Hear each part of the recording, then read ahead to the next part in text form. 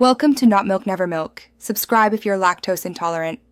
You're going to begin by inspecting what's actually using your iCloud. Open Settings, tap your name, then iCloud.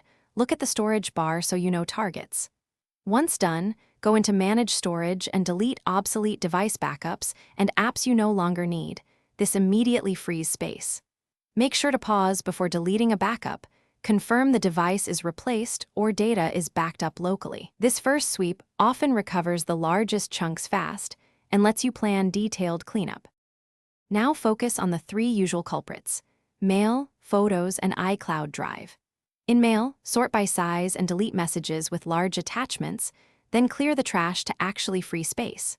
For Photos, either enable Optimize iPhone storage to keep smaller device copies or run a duplicate and burst photo sweep and delete what's redundant.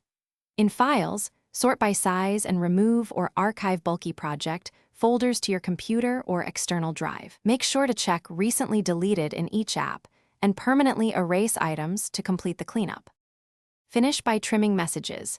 Delete old conversations and large attachments, then empty recently deleted so space is reclaimed. If you still need more room, consider a short-term plan upgrade or move archives to a local backup or alternate cloud service. Once done, reboot your device and check Settings iCloud to confirm new free space. If something goes wrong, like upload or sync errors, sign out of iCloud, wait a minute, sign back in, and then rerun Manage Storage. That often resolves stuck or phantom usage reports. Thanks for watching. If this was helpful, leave a like and consider subscribing. See you next time.